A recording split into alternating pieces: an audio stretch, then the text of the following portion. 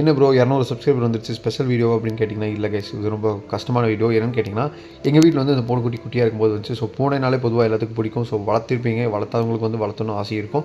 So அந்த மாதிரி பார்த்திங்கன்னா இது குட்டியாக வந்துச்சு, இவ்வளோ பெருசாகிடுச்சு. ஸோ 3 குட்டி போட்டுருந்துச்சு கைஸ். ஸோ ஜாலியாக விளையாண்டு ஜாலியாக வளர்த்திட்டு இருக்கோம். நானும் பார்த்திங்கன்னா போகிற டைம்லாம் குட்டி எடுத்து விளையாண்டு, இந்த குட்டி வந்து ரொம்ப அழகாக இருக்கும். நோஸ் கட்ட பிளாக்காக. ஸோ ஒரு மாதிரி இருந்துச்சுங்க. கூடவே இருந்து பார்த்து வளர்த்தி இந்த குட்டியெல்லாம் நல்லா அழகாக விளையாடும். ஸோ நான் காலேஜ் முடிச்சுட்டு வந்தாலும் எங்கே போயிட்டு வந்தாலும் வந்து உட்காந்துருக்கும். ஸோ ரொம்ப குழந்தையாட்ட வந்து எடுத்து குடிச்சு விளாண்டுருப்பேன். ஸோ அழகாக பால் ஊற்றி வச்சு அழகாக 3 வந்து சண்டை போட்டு குடிச்சிட்ருக்கோம். திடீர்னு பார்த்திங்கன்னா ஒரு நாள் வந்து ஒரு குட்டி காணாமல் போயிடுச்சு. என்னன்னு தேடி பார்த்தோம், தெரியல. ஊருக்குள்ள இருக்கனால தெரியல.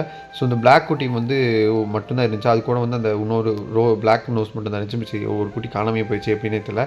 ரெண்டாவது பார்த்திங்கன்னா போக வந்து 2 குட்டியுமே காணாமல் போயிடுச்சு. கடைசியில் ஒரு குட்டி தான் இருந்துச்சு.